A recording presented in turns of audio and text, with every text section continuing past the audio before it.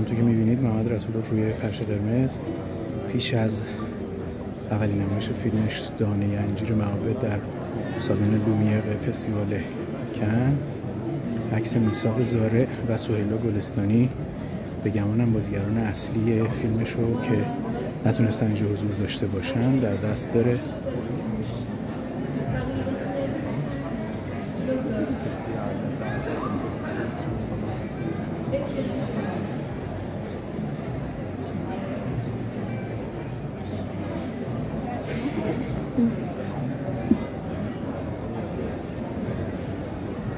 حتما توی تصاویر دیگه میبینید که چند دقیقه پیش گلشیفت فراهانی هم در فرش قرمز این فیلم در کنار رسولوف و گروه سازنده حاضر شد.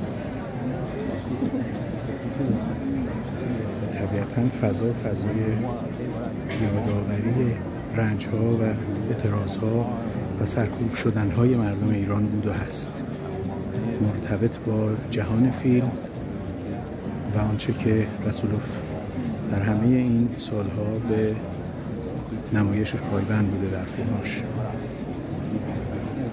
واقعیت سرکوب‌ها و رنج‌های مردم ایران بر اثر نارضایتی از حکومت.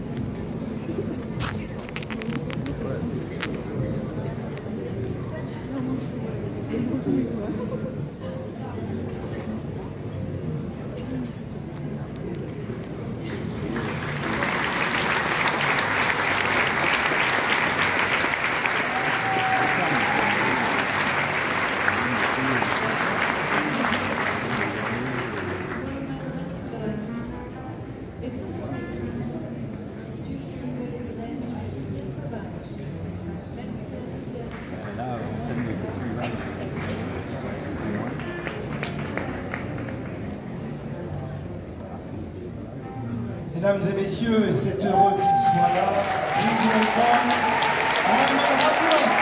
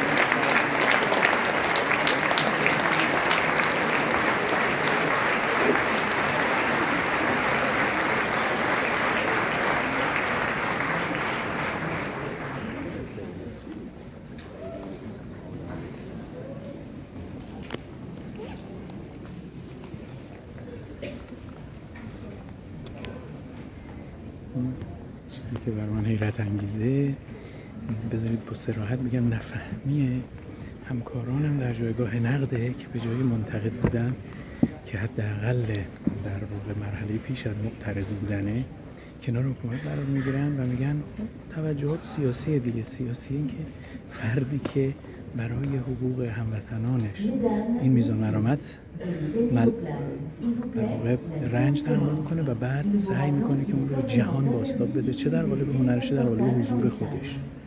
ارزشش روشنه و واقعا چیزی